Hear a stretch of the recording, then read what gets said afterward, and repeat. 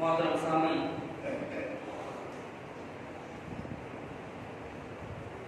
आज मुझे जिस मौजू पर गुफ्तगू करनी है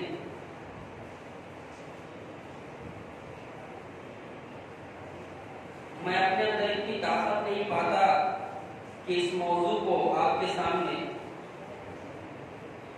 पूरे तरीके से वाज़ेह करूं।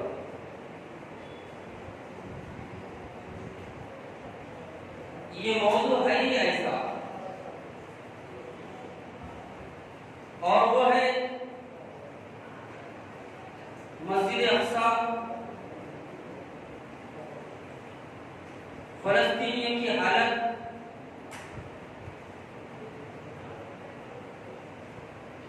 और आलम इस्लाम के मुसलमानों की गफलत।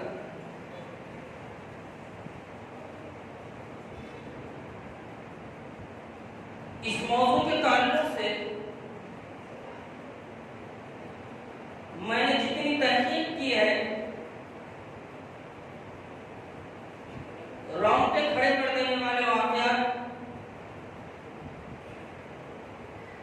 दिल दहला देने वाले वाक़यात,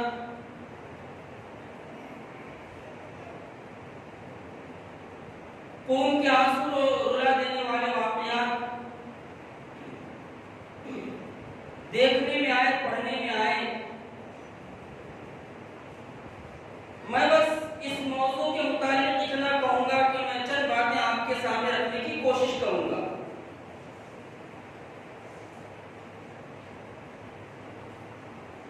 सबसे पहली बात तो ये याद रखें हम सब,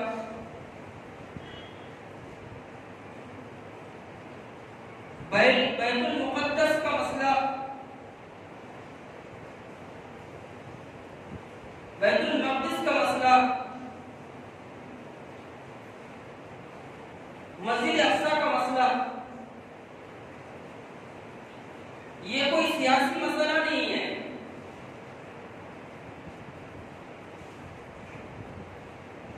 ये हमारा शरई मसला है, ये दीनी मसला है। दीनी मसला क्यों है? दीनी मसला इसलिए है,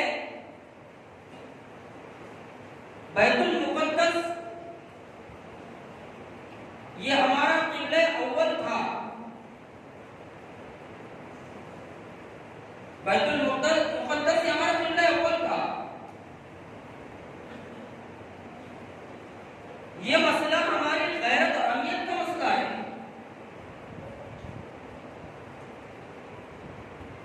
ये वो मसला है जिस पर तमाम उम्मत मुस्लिमा को गौर व फ़िक्र करनी चाहिए।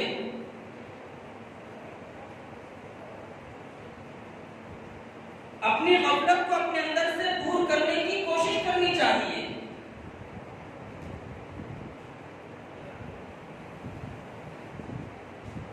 जब हम बिस्तर पर अपनी करवटें बदले, जब हम बिस्तर पर सोने के लिए जाएं,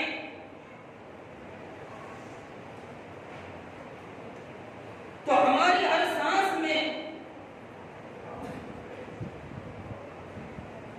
मस्जिद अक्सा का ख्याल आए, मस्जिद अक्सा का ख्याल आए।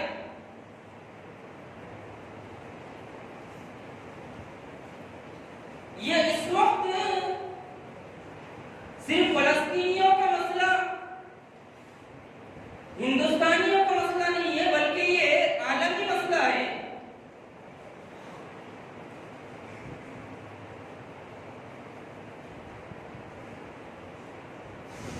मुफ्ती आज़म सऊदी अरब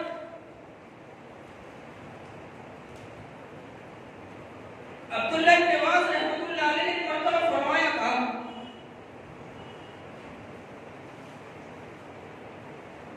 जरा आपकी बात को हम गौर से सुने, आपने क्या फरमाया था? अब्दुल्लाह इब्न अब्बास रहमतुल्लाह अलैह ने एक मरतबा फरमाया था सवाल के जवाब में,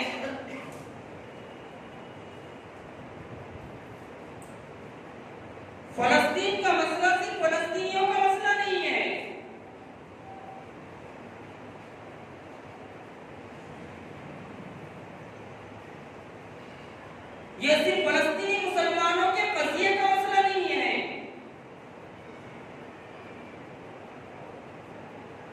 ये आलम के तमाम मुसलमानों के कज़िये का मसला है।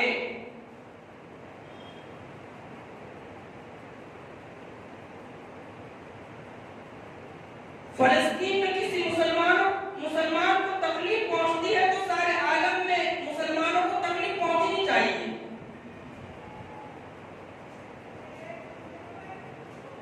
फलस्तीन में मुसलमानों का ज़ुल्म किया जाता है तो उसकी तकलीफ की ठेस हमें पहुंचनी चाहिए, महसूस होनी चाहिए, क्योंकि हमारे आखिरी नबी ने बात इरशाद फरमाई थी, मुसलमान का आईना है। कुरान मजीद ने भी ये बात इरशाद फरमाई, इन्नमल मुमिनूना इख्वा, कि मुसलमान आपस में भाई की मानिंद है। जब एक भाई को तकलीफ होती है, एक भाई मुसीबत और परेशानी में गिरता है तो दूसरे मुसलमान भाई को उसकी तकलीफ महसूस होनी चाहिए। तो हम ये ना समझे कि फलस्तीनियों का मसला है, ये गाजा के मुसलमानों का मसला है। जी नहीं, ये तमाम आलम इस्लाम का मसला है।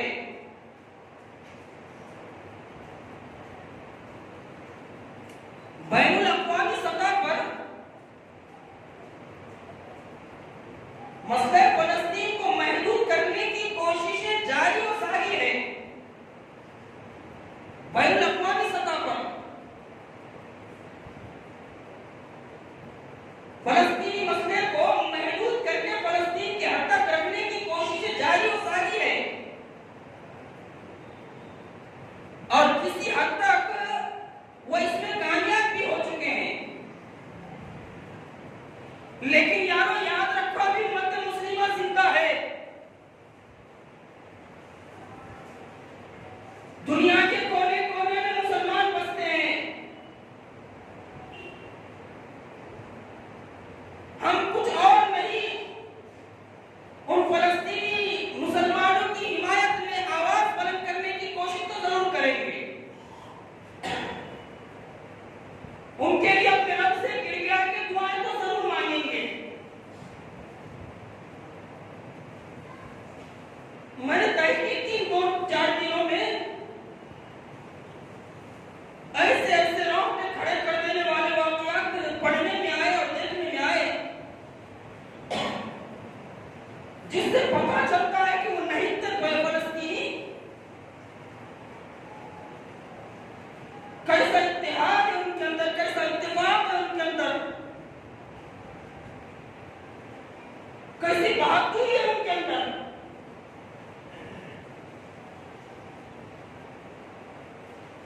एक यहूदी फौजी ने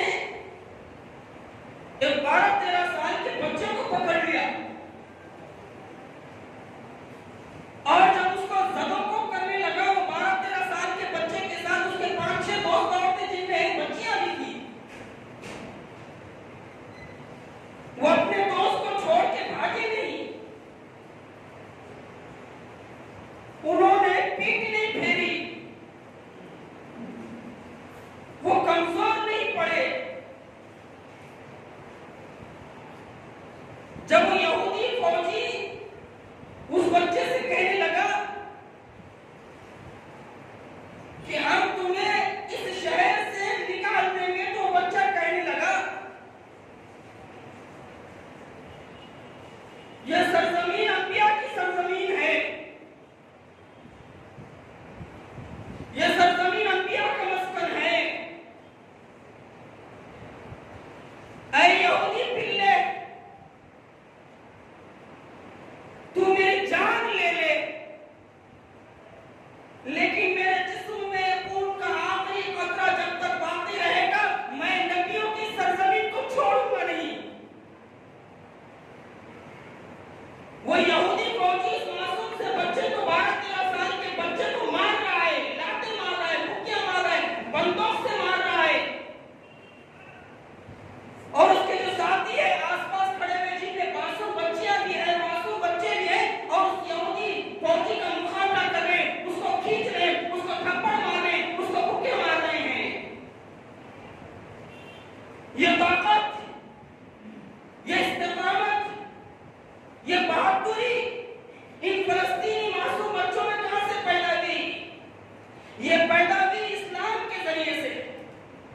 ये पैदा हुई कुरान मजीद की पानी के जरिए से। वक्त की अहम जरूरत है कि फलस्तीन का मसला तमाम आलम इस्लाम का मसला है, ये सिर्फ फलस्तीनियों का मसला नहीं है। मलिक फैसल रहमतुल्लाह अलैह ने आवाज उठाई थी यारो,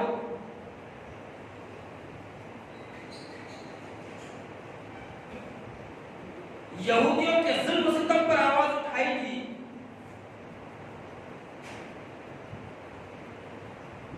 इस आवाज को ये कहकर दबा दिया गया, ये सिर्फ अरबों का कज़िया है, अरबों का मसला है।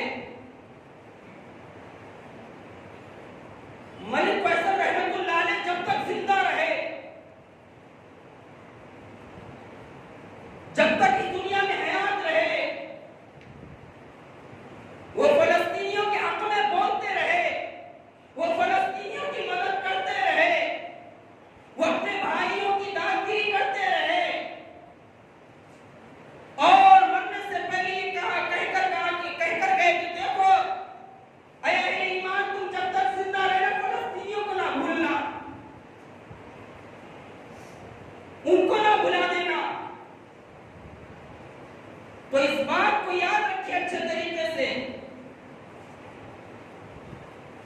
ये जो मसला है हम तमाम उम्मत मुस्लिमा का मसला है। तारीख बताती है, मैंने तारीख को चेक किया, एक एक वक्त में 70-70 हजार फलस्तीनियों को शहीद किया गया, कत्ल किया गया, एक एक वक्त में। जिनमें मर्द भी है, औरतें भी है, मासूम बच्चे भी है, पैदा होने वाले बच्चे भी है, और माँ के पेट में जो बच्चे पल रहे हैं, जो अभी बाहर नहीं आए, वो बच्चे भी हैं। एक एक वक्त में 70-70 हजार फलस्तीनी का कत्लेआम किया गया। ये तारीख के शवाहिद है, तारीख की गवाहियां हैं ये। कब इसके कि मैं कुछ और वाक़यात आपके सामने रखूं,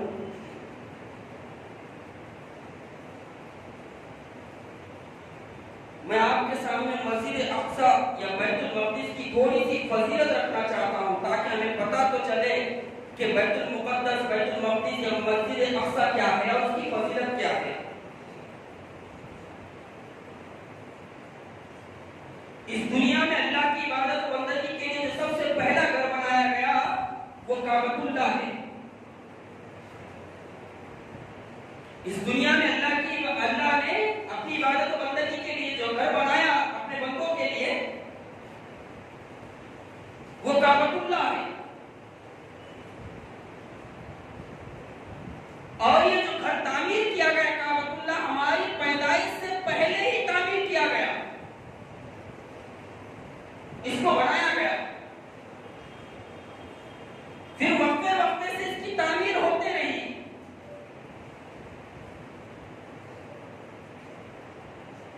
काबतुल्लाह की तामीर होने के बाद 40 साल का जब अरसा गुजरा तो बैतुल मुक़द्दस की तामीर की गई, बैतुल मुक़द्दस को तामीर किया गया। और इसी बैतुल मक़दिस को बैतुल मुक़द्दस भी कहा जाता है, मस्जिद अक्सा भी कहा जाता है।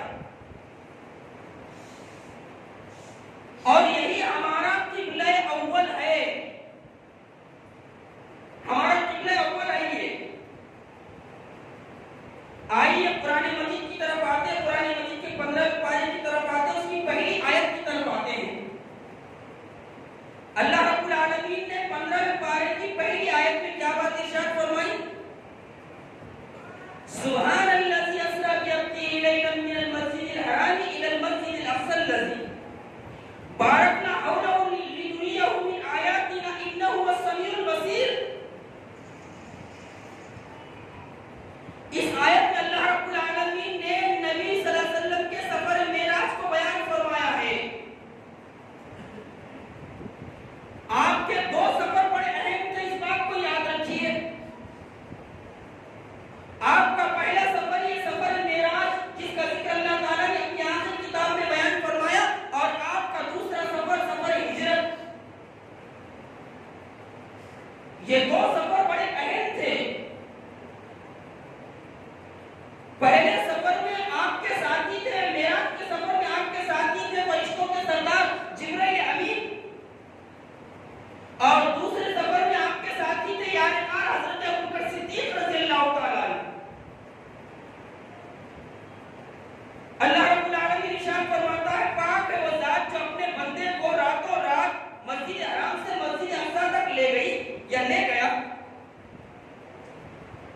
जिसके इर्द गिर्द को हमने बरकत दी है। मस्जिद अक्सा जहां वाक़ है वो बरकत वाली जमीन है, अल्लाह रब्बुल आलमीन खुद फरमा रहा है। और क्यों ले गई? अल्लाह ताला ने उसका मकसद बयान फरमाया, इसलिए कि अपनी कुदरत के बाद नमूने इनको दिखाए कि अल्लाह रब्बुल आलमीन किस कुदरत का मालिक है, किस शान का मालिक है। बेशक अल्लाह ताला सुनने वाला और देखने वाला है। ये 15वें पारे की पहली आयत है जिसमें सफर है मेराज को बयान किया गया है। अब सवाल ये पैदा होता है कि अक्सा किसे कहते हैं, अक्सा के क्या माने होते हैं? सुनते हैं ना, मस्जिद अक्सा। अक्सा कहते हैं दूर वाला या दूर वाली। अक्सा के माने होते हैं दूर वाला या दूर वाली। और इस मस्जिद को मस्जिद अक्सा इसलिए कहते हैं कि ये मस्जिद हराम से बहुत ज्यादा दूर वाक़ है, इसीलिए इसको मस्जिद अक्सा कहा जाता है। देखिए, समझने की कोशिश कीजिए। मस्जिद अक्सा वो मस्जिद है जो मुल्क शाम में फलस्तीन में वाक़ है। और इस मस्जिद को मुकद्दस क्यों कहा जाता है? इस मस्जिद की हुदूद को मुकद्दस क्यों कहा जाता है? इस मस्जिद को और इसकी हुदूद को इसलिए मुकद्दस कहा जाता है कि ये अंबिया की सरजमीन रही है। ये अंबिया का मस्कन रहा है, ये अंबिया का मदफन रहा है। बहुत सारे अंबिया यहाँ दफन किए गए हैं, इसीलिए इस सरजमीन को मुकद्दस कहा जाता है। और ये सरजमीन कितनी मुकद्दस है? हजरत यूसुफ अलैहिस्सलाम के बारे में आता, जब हजरत यूसुफ अलैहिस्सलाम का आखिरी वक्त आया, आपके इंतकाल का वक्त आया, तो हजरत यूसुफ अलैहिस्सलाम अपने भाइयों और अपने रिश्तेदारों से कहने लगे, ऐ मेरे भाइयों और मेरे रिश्तेदारों, जब मेरा इंतकाल हो जाए तो मुझे उस सरजमीन में दफन करना जो मेरे भाइयों यानी अंबिया की सरजमीन है। इससे इस बात का अंदाजा लगाया जा सकता है कि अंबिया को भी इस सरजमीन से कितनी मोहब्बत थी और कितना लगाव था। हमारे आखिरी नबी हजरत मोहम्मद सल्लल्लाहु अलैहि वसल्लम 16 या 17 महीने तक क़िबला अव्वल यानी बैतुल मक़दिस मस्जिद अक्सा की तरफ नमाज पढ़ते रहे रुख करके। 16 या 17 महीने तक अल्लाह के रसूल सल्लल्लाहु अलैहि वसल्लम और सहाबा इकराम बैतुल मुक़द्दस की तरफ ही रुख करके नमाज पढ़ते रहे। फिर अल्लाह रब्बुल आलमीन ने अपनी आखिरी किताब में ये आयत नाज़िल फरमाया, ऐ मोहम्मद सल्लल्लाहु अलैहि वसल्लम, हम आसमान की तरफ आपका बार-बार चेहरा उतना देख रहे हैं, आप अपना चेहरा बैतुल्लाह की तरफ फेर लें। तो अल्लाह के रसूल सल्लल्लाहु अलैहि वसल्लम का सहाबा इकराम का ये अमल हमको बता रहा है, बैतुल मुक़द्दस ये हमारा क़िबला अव्वल है, क़िबला अव्वल है। अब सवाल ये पैदा होता है कि बैतुल मुक़द्दस को तामीर किसने किया? ये पूरे तारीख के हवाले देखिए ताकि हमें याद रहे बैतुल मुक़द्दस को तामीर किसने किया।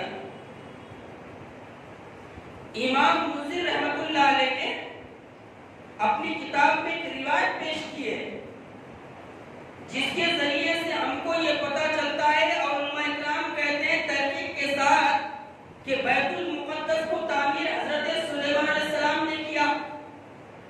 बाद रिवायतें दूसरी भी है, लेकिन वो रिवायत जो इमाम मुंज़िर रहमतुल्लाह अलैह ने अपनी किताब में नकल की है, जिसको सही कहा गया है, वो रिवायत में आपके सामने रखता हूँ, जिससे पता चलेगा कि बैतुल मुक़द्दस को तामीर किसने किया। और बाद उलमा इकराम कहते हैं कि हजरत सुलेमान अलैहिस्सलाम ने बैतुल मुक़द्दस को तामीर नहीं किया बल्कि उसकी तजदीद फरमाई।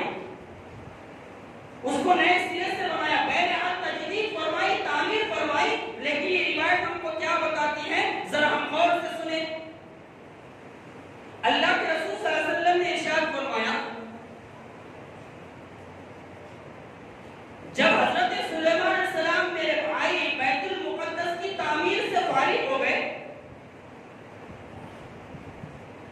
क्या फरमाया अल्लाह के रसूल, जब मेरे भाई सुलेमान अलैहिस्सलाम बैतुल मुकद्दस की तामीर से फारिग हो गए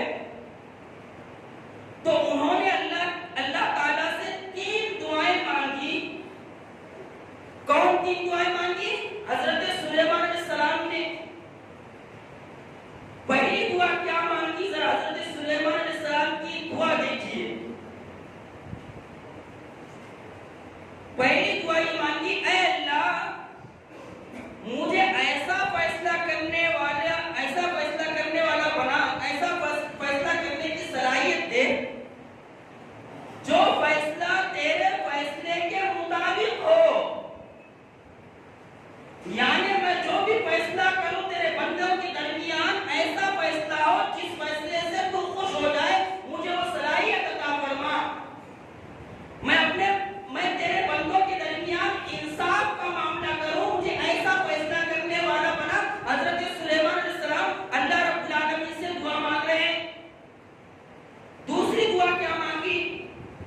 दूसरी दुआ ये मांगी, ऐ अल्लाह मुझे ऐसी बादशाहत अता फरमा, मुझे ऐसी हुक्मरानी अता फरमा कि मेरे बाद किसी और को ऐसी बादशाहत और हुक्मरानी ना मिले। क्योंकि हजरत सुलेमान अलैहिस्सलाम को अल्लाह ताला ने जो बादशाहत दी थी वो अजीब और गरीब बादशाहत थी। उनकी बादशाहत जिनों के ऊपर थी, हवाओं के ऊपर थी, चरित परिंद के ऊपर थी, इंसानों और जानवरों के ऊपर तक उनकी जो है हुकूमत थी। हजरत सुलेमान अलैहिस्सलाम अल्लाह ताला से दुआ मांग रहे हैं, ऐ परवरदिगार आलम जो हुकूमत तूने मुझे दी है, जो बादशाहत तूने मुझे दी है, वो बादशाहत और हुकूमत किसी और को ना दे। तीसरी दुआ क्या मांगते हैं हजरत सुलेमान अलैहिस्सलाम अपने रब से, ऐ अल्लाह ये देखिए तीसरी जो दुआ है वो दलील है जो मैं बयान कर रहा हूं। हजरत सुलेमान अलैहिस्सलाम तीसरी दुआ ये मांगते हैं, ऐ अल्लाह इस मस्जिद में यानी बैतुल मुकद्दस में, इस मस्जिद में बैतुल मुकद्दस में जो भी नमाज पढ़ने के लिए आए और जब वो नमाज पढ़कर निकले तो वो ऐसे निकले जैसे मां के पेट से बच्चा निकलता है। हजरत सुलेमान अलैहिस्सलाम दुआ क्या मांग रहे हैं, ऐ परवरदिगार आलम मैं तुझसे दुआ मांगता हूं जो इस मस्जिद यानी बैतुल मुकद्दस में नमाज पढ़कर निकले वो गुनाहों से ऐसा पाक हो जाए, उसके गुनाह ऐसे झड़ जाए जैसे मां के पेट से बच्चा पैदा होता है, और जब बच्चा पैदा होता है तो वो कोई गुनाह कर ही नहीं सकता। तो अल्लाह के रसूल सल्लल्लाहु अलैहि वसल्लम ने आगे क्या इरशाद फरमाया, जरा गौर से सुनिए। अल्लाह के रसूल सल्लल्लाहु अलैहि वसल्लम ने इरशाद फरमाया, अल्लाह ताला ने हजरत सुलेमान अलैहिस्सलाम की 2 दुआएं कबूल कर ली। पहली दुआ और दूसरी दुआ, दोनों दुआएं तो कबूल कर ली हयात में। फिर अल्लाह के रसूल सल्लल्लाहु अलैहि वसल्लम ने इरशाद फरमाया, और मुझे ये उम्मीद है कि अल्लाह ताला सुलेमान यानी मेरे भाई की तीसरी दुआ भी कबूल कर देगा। ये हदीस बता रही है कि हजरत सुलेमान अलैहिस्सलाम बैतुल मुकद्दस के तामीर करने वाले हैं। अब जरा दूसरी रिवायत सुनते हैं। हजरत अबू ज़र ग़िफ़ारी रज़ियल्लाहु ताला अन्हु अल्लाह के रसूल सल्लल्लाहु अलैहि वसल्लम से एक मर्तबा पूछते हैं, ऐ अल्लाह के रसूल सल्लल्लाहु अलैहि वसल्लम दुनिया में सबसे पहली मस्जिद कौन सी है जो अल्लाह की इबादत और बंदगी के लिए बनाई गई है? हजरत अबू ज़र ग़िफ़ारी रज़ियल्लाहु ताला ने अल्लाह के रसूल से सवाल फरमाया, ऐ अल्लाह के रसूल दुनिया की सबसे पहली मस्जिद कौन सी है? तो आप सल्लल्लाहु अलैहि वसल्लम ने फरमाया, अल मस्जिदुल हराम यानी काबतुल्लाह। फिर हजरत अबू ज़र ग़िफ़ारी रज़ियल्लाहु ताला ने दूसरा सवाल किया, अल्लाह के रसूल सल्लल्लाहु अलैहि वसल्लम उसके बाद अल्लाह की इबादत और बंदगी के लिए कौन सा घर इस दुनिया में बनाया गया? तो अल्लाह के रसूल सल्लल्लाहु अलैहि वसल्लम ने इरशाद फरमाया, बैतुल मुकद्दस। हजरत अबू ज़र ग़िफ़ारी रज़ियल्लाहु ताला कहते हैं, मैंने पूछा इन दोनों के दरमियान कितना वक्फा है, कितना टाइम है? तो अल्लाह के रसूल सल्लल्लाहु अलैहि वसल्लम ने इरशाद फरमाया 40 साल का वक्फा है,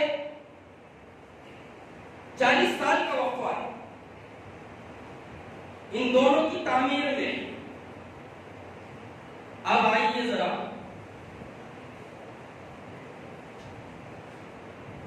इन घरों में नमाज पढ़ने की क्या फजीलत है, थोड़ा वो देख लेते हैं। अल्लाह के रसूल सल्लल्लाहु अलैहि वसल्लम ने इरशाद फरमाया, जिसने काबतुल्लाह में मस्जिद हराम में एक नमाज अदा की उसको 1,00,000 नमाजों का सवाब मिलेगा। कितने नमाजों का? 1,00,000 नमाजों का सवाब मिलेगा जो मस्जिद हराम में एक नमाज अदा करेगा। कितने खुशनसीब लोग हैं वो जो उम्रा को जाते हैं, हज को जाते हैं और काबतुल्लाह में अल्लाह की इबादत बंदगी के लिए नमाज कायम करते हैं। एक नहीं सैकड़ों नमाज होती है उनकी। अल्लाह रब्बुल आलमीन उनकी नमाजों को कबूल फरमाए और हमको भी वहां पर पहुंचने की तौफीक अता फरमाए। अल्लाह के रसूल ने फरमाया, जिसने काबतुल्लाह में मस्जिद हराम में एक नमाज अदा की 1,00,000 नमाजों का सवाब मिलेगा। फिर अल्लाह के रसूल सल्लल्लाहु अलैहि वसल्लम ने इरशाद फरमाया, जिसने मेरी मस्जिद नबी में एक नमाज अदा की उसको 1,000 नमाज पढ़ने का सवाब मिलेगा। फिर अल्लाह के रसूल सल्लल्लाहु अलैहि वसल्लम ने आगे इरशाद फरमाया, जिसने बैतुल मुक़द्दस मस्जिद अक़सा में एक नमाज अदा की उसको 500 नमाज अदा करने का सवाब मिलेगा। इमाम इब्न तैमिय्या रहमतुल्लाह अलैह 250 नमाज पढ़ने का सवाब कहते हैं, लेकिन एक रिवायत ये मौजूद है कि उसको 500 नमाज पढ़ने का सवाब मिलेगा, जो मैंने आपके सामने पेश की है। फिर इस बात को याद रखिए अच्छे तरीके से, दुनिया में सिर्फ 3 मस्जिदें ऐसी हैं जिनकी तरफ ज़ियारत की नियत से जाना जायज है और सवाब का काम है। दुनिया में 3 मस्जिदें ऐसी हैं जिसकी ज़ियारत की नियत से जाना सवाब है, और वो पहली मस्जिद है मस्जिद हराम, दूसरी मस्जिद है मस्जिद नबी और तीसरी मस्जिद है ये हमारा किबला अव्वल जिसे बैतुल मुक़द्दस या मस्जिद अक़सा कहा जाता है। अक़सा कहा जाता है।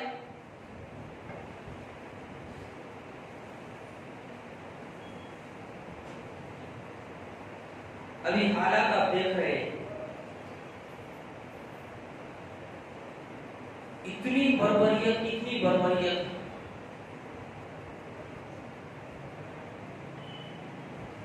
फलस्तीन के हालात देखकर और वहां के मुसलमान जो मुकाबला कर रहे हैं उन यहूदी बच्चों का, ऐसा लगता है कि असल बहादुर फलस्तीन ही में पैदा हो रहे हैं।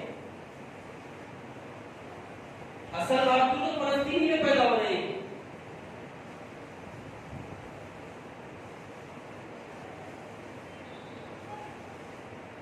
मुट्ठी भर के लिए मुसलमान ये बरसों से हर तरह की मुसीबतों और परेशानियों का सामना करके अल्लाह के उस घर की बाजियाबी में लगे हुए हैं।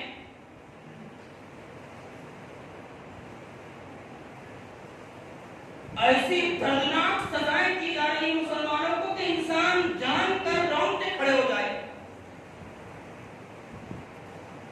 अब सवाल ही पैदा होता है, बात को मैं आगे बढ़ाता हूं कि फलस्तीन सबसे पहले फतह कब हुआ? फलस्तीन फतह हुआ सन 16 हिजरी में हजरत उमर फारूक रज़ियल्लाहु ताला के दौर हुकूमत में, और फतह भी किस शान से हुआ? हजरत अबू उबैदा इब्न जर्राह रज़ियल्लाहु ताला ने खत लिखा, ऐ अमीरुल मोमिनीन, ये चाहते हैं कि फलस्तीन बैतुल मक़दिस की चाबियां, बैतुल मुक़द्दस की चाबियां आपको दी जाए, लेकिन इनका कहना यह है कि आप जब आएंगे तो हम चाबियां आपको देंगे। हजरत उमर फारूक रज़ियल्लाहु ताला अन्हु दुनिया का सबसे बड़ा प्रोटोकॉल लेकर निकले। हजरत उमर फारूक रज़ियल्लाहु ताला अन्हु दुनिया का सबसे बड़ा प्रोटोकॉल लेकर निकले, और वो क्या था?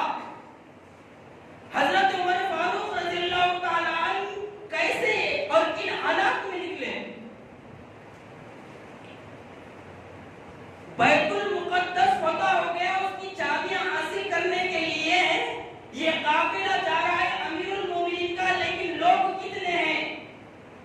ना पुलिस की गाड़ियां हैं, ना हवाई जहाज है, ना कोई जो है बहुत झमकता है, और ना ही बहुत शान और शौकत के साथ जा रहे हैं। अमीरुल मोमिनीन हजरत उमर फारूक रज़ियल्लाहु ताला अन्हु उनका ऊंट है, उनका गुलाम है।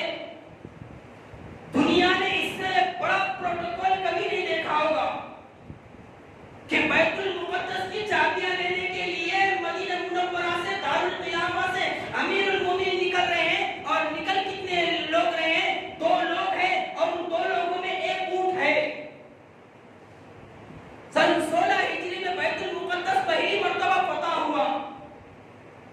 जब आप एक मकाम पर पहुंचे, अबू उबैदा इब्न जर्राह रज़ियल्लाहु ताला अन्हु को पता चला कि अमीरुल मोमिनीन आए हैं, वही फटे पुराने कपड़ों में आए हैं और 17 पेवन लगे हुए हैं आग के लिबास में। अबू उबैदा इब्न जर्राह रज़ियल्लाहु ताला अन्हु आए और आकर कहने लगे, ऐ अमीरुल मोमिनीन, ये क्या बात है? आप फटे पुराने कपड़े में आ गए, आप जरा लिबास उतारिए और अपना सही और अच्छा लिबास पहनिए। और कहने लगे, हजरत अबू उबैदा इब्न जर्राह के बारी गुलाम की है, लेकिन मैं चाहता हूं कि ऊंट पर आप बैठे। तो अमीरुल मोमिनीन हजरत उमर फारूक रज़ियल्लाहु ताला अन्हु तारीख की जुमले फरमाएंगे और कहने लगे, ऐ अबू उबैदा इब्न जर्राह, तुझे अल्लाह के रसूल सल्लल्लाहु अलैहि वसल्लम ने अमीरुल उम्मा का लक़ब से नवाजा है। अगर तू अमीरुल उम्मा नहीं होता, ये कोड़े से मैं सजा लेता। ऐ अबू उबैदा इब्न जर्राह, क्या वो दिन भूल गया जब मैं और मेरा बाप, तू और तेरा बाप मक्का की गलियों में बकरियां चराया करते थे? क्या वो दिन भूल गया जब मेरा बाप मुझे कहता था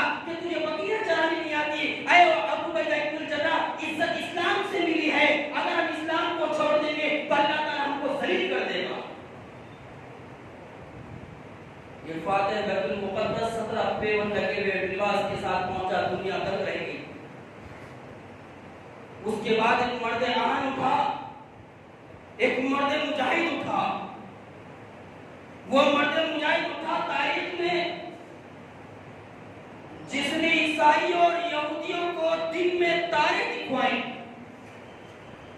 मेरी मुराद है सलाहुद्दीन अय्यूब रहमतुल्लाह अलैह।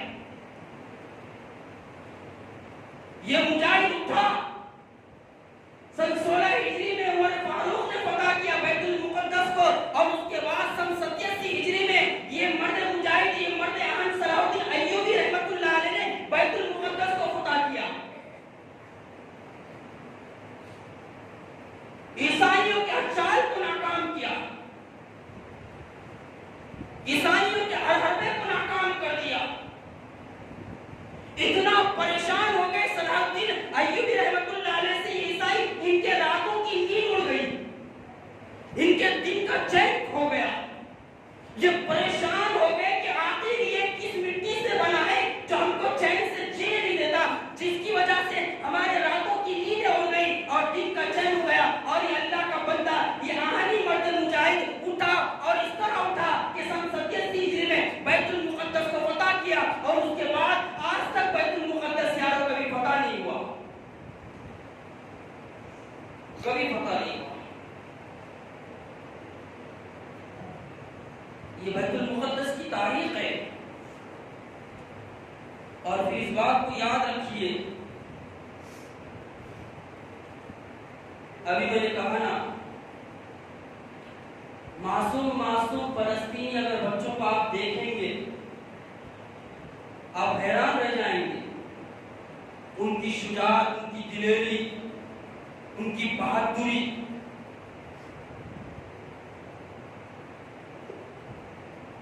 एक फलस्तीनी 12-13 साल की बच्ची जख्मों से चूर हो गई,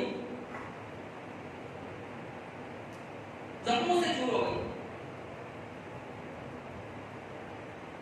पूरे कपड़े फट गए। डॉक्टर आया और कहने लगा, बेटी तुम जख्मों से चूर हो चुकी हो, ये कपड़े बदलना पड़ेंगे। वो मासूम सी बच्ची कहने लगी, चाचा जान ये बात तो सही है, मैं जख्मों से चूर हो चुकी हूँ, लेकिन मैं कपड़े बदलूं तो कैसे बदलूं? इस एक ड्रेस के अलावा मेरे पास कोई ड्रेस है नहीं।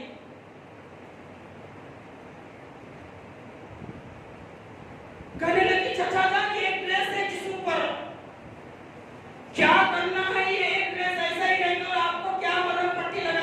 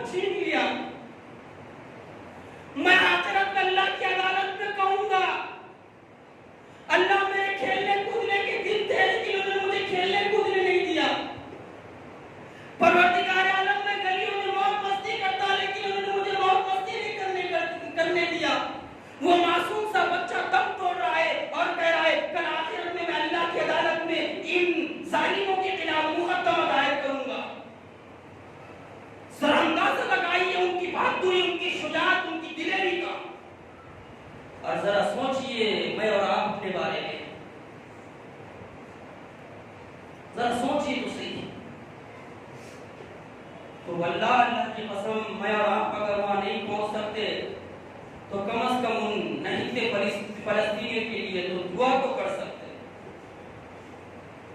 गिड़गिड़ा के दुआ करे अल्लाह रब्बुल आलमीन से। मैं भी करता हूं, आप भी दीजिए।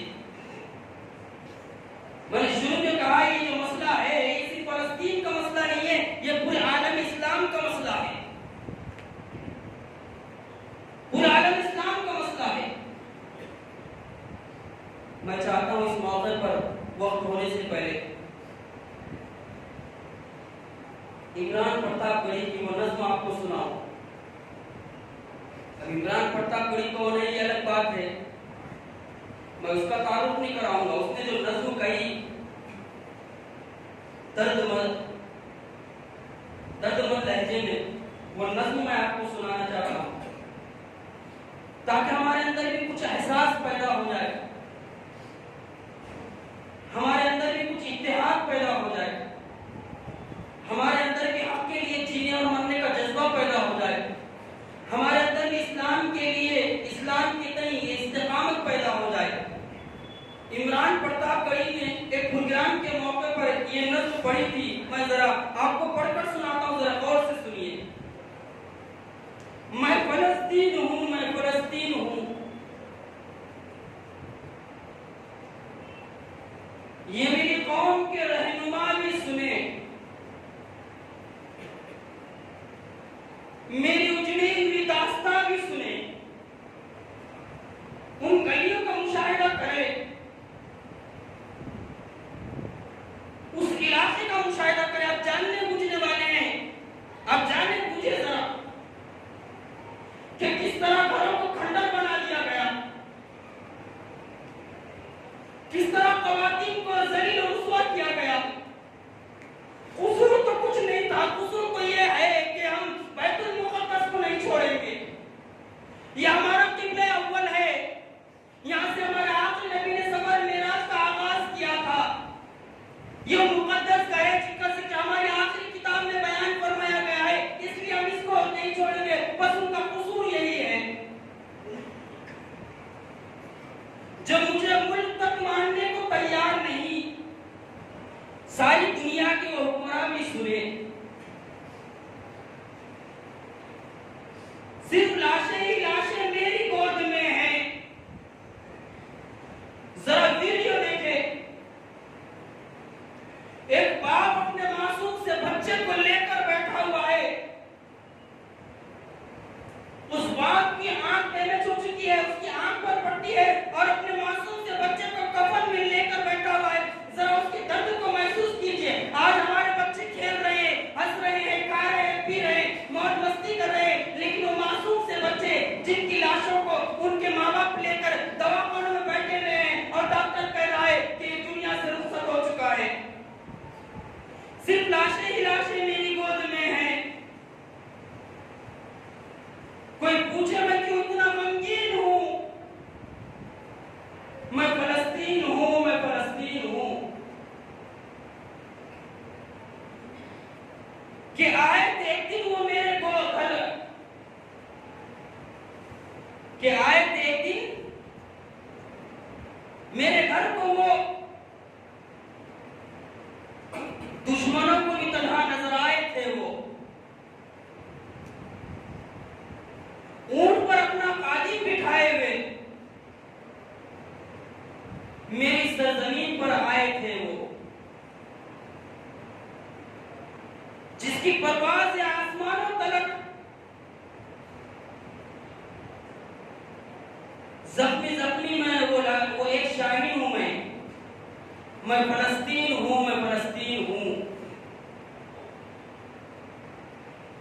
मेरे दामन में ईमान पलता रहा,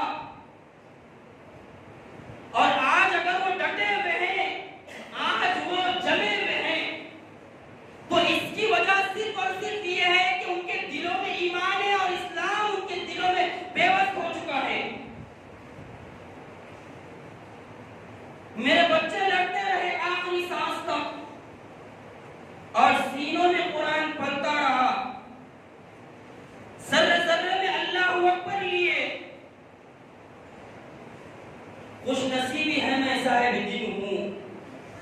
फलस्तीन हूं, मैं फलस्तीन हूं।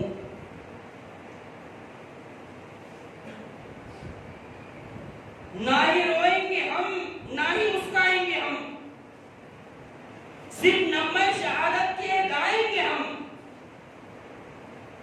अपना बैतुल मुक़द्दस बचाने को तो मेरे बच्चे अबाबिल बन जाएंगे। मैं फलस्तीन हूं, मैं फलस्तीन हूं।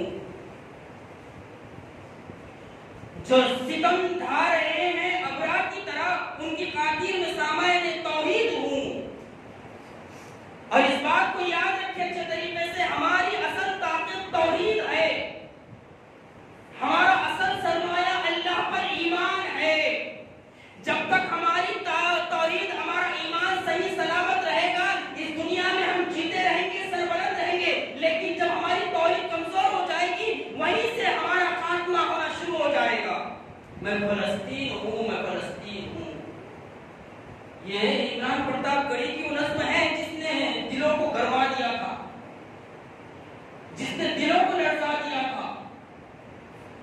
तो हमें चाहिए कि हम बेफिक्र होकर ना रहे, हम बेफिक्र होकर जिंदगी ना गुजारे, बल्कि बैतुल मुक़द्दस के लिए, क़िब्ला अव्वल के लिए, ये मैंने शुरू में तौर पर कह रहा हूं कि ये मसला तमाम आलम इस्लाम का मसला है। और फिर आखिरी में अब्दुल्ला इब्न बाज रहमतुल्लाह अलैह के वो जुमले मैं आपको सुनाना चाहता हूं। अब्दुल्ला इब्न बाज रहमतुल्लाह अलैह से पूछा गया था कि बैतुल मुक़द्दस कब हमारे कब्जे में आएगा और कब हम बैतुल मुक़द्दस फतह करेंगे। अब्दुल्ला इब्न बाज रहमतुल्लाह अलैह ने फरमाया था, तारीखी जवाब दिया था। आपने फरमाया था, ऐ पूछने वाले, बैतुल मुक़द्दस उस वक्त तेरे कब्जे में आएगा जब तू अपने महल्ले की मस्जिद को आबाद करेगा। बैतुल मुक़द्दस तेरे निगहबानी में, तेरे निगरानी उस वक्त आएगा जब तू अपने महल्ले की मस्जिद में तौहीद को आबाद करेगा। अगर तू ये चाहता है और उम्मत मुस्लिमा अगर ये चाहते हैं कि बैतुल मुक़द्दस फिर फतह हो, उसके लिए जो है साजगार मौसम बने, तो हमें चाहिए कि हम अल्लाह के घरों को आबाद करें, अल्लाह के घरों में हाजिरी देने की कोशिश करें, अपने आप को अल्लाह के घरों से जोड़ने की कोशिश करें। सहाबाए किराम की सीरत पर निगाह डालिए। सहाबाए किराम ने पूरी दुनिया को फतह किया, लेकिन याद रखिए कभी भी वो मस्जिद नबवी से दूर नहीं हुए, अल्लाह के घर से दूर नहीं हुए।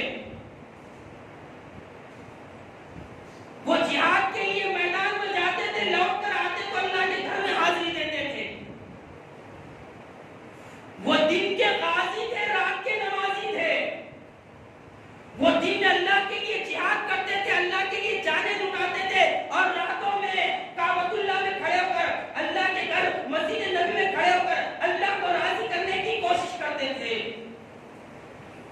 मैं और आप अगर चाहते हैं कि हमारे लिए भी मौसम साजगार हो, तो हमें चाहिए कि हम अल्लाह के घरों को आबाद करें, अपने अंदर इत्तेहाद और इत्तेफाक पैदा करें, अपनी सफ़ों को मजबूत करें, कुरान और सुन्नत को अपना मनहज बनाए, कुरान और सुन्नत को अपने दोनों हाथों से मजबूती से थामने की कोशिश करे। जो चीज कुरान और सुन्नत दे दे उसको लेने की कोशिश करे, और जो चीज कुरान और सुन्नत हमें रोक दे जिस चीज से, तो हमें चाहिए कि कुरान और सुन्नत की रोशनी में हम अपने आप को रोकने की कोशिश करें, अपने इख्तिलाफात को कुरान और सुन्नत पर पेश करें, वहां से जो हल मिल जाए उसको लेने की कोशिश करें।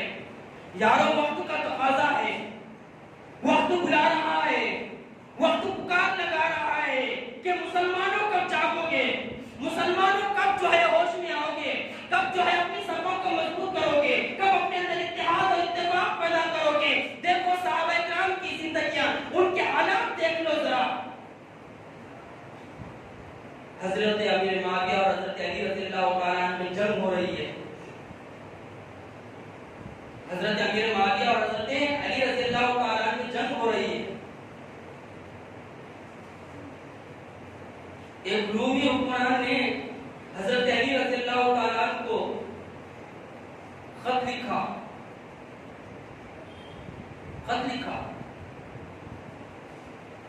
ऐ अली,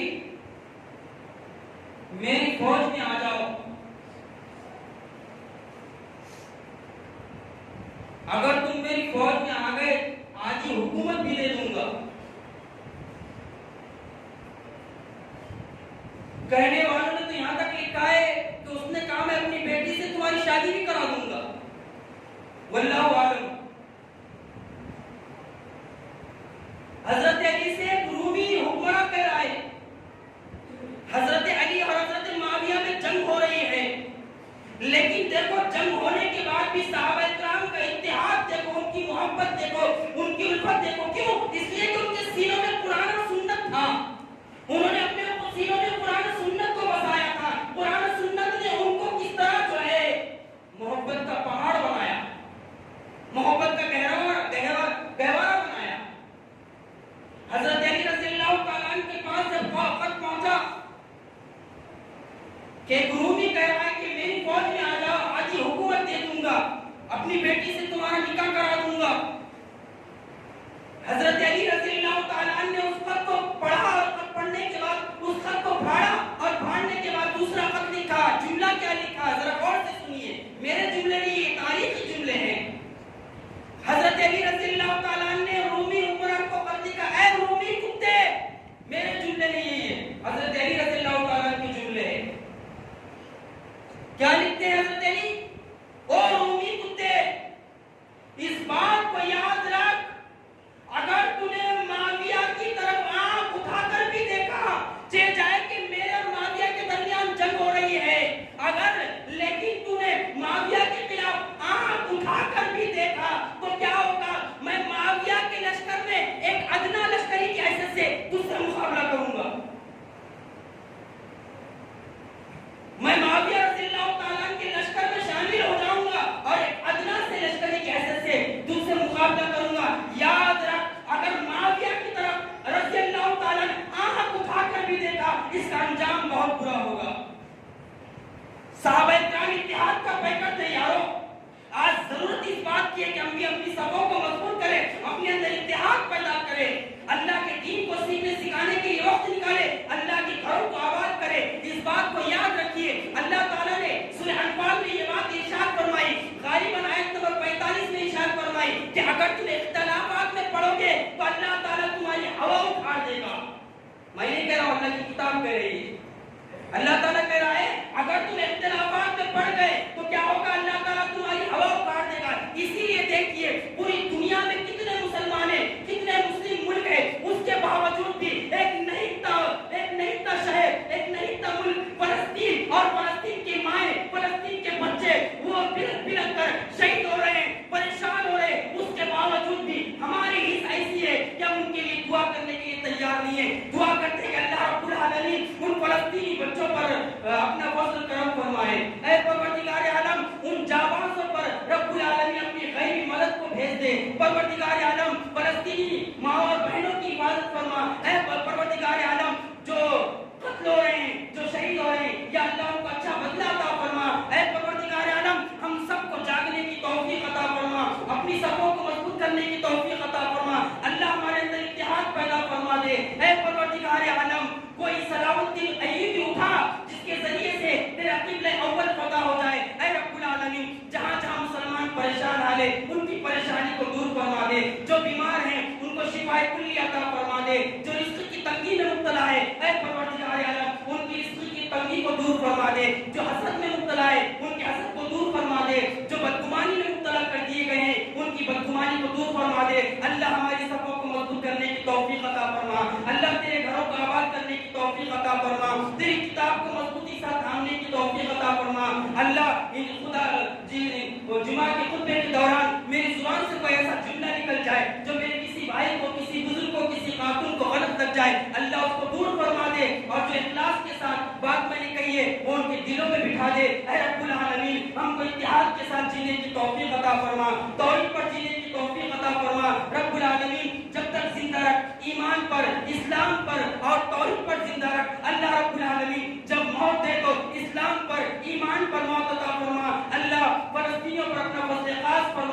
ऐ परवरदिगार आलम यहूदी मक्कारों के अचाल को नाकाम फरमा दे। ऐ परवरदिगार आलम रब्बुल आलमीन आलम इस्लाम की हिफाजत फरमा दे। ऐ परवरदिगार आलम तेरे घरों को आबाद करके तेरे घरों की हिफाजत करने की तौफीक अता फरमा दे।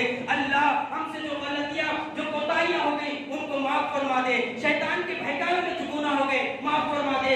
नफ्स की शरारतों की वजह से जो गुनाह हो गए माफ फरमा दे। अल्लाह बुरे माहौल की वजह से जो गुनाह हो गए माफ फरमा दे। ऐ रब्बुल आलमीन तुझसे हम दुआ करते हैं, तू ही दुआओं को कबूल फरमाने वाला है। हम सबको रब्बुल आलमीन सीसा पिलाई हुई दीवार बनने की तौफीक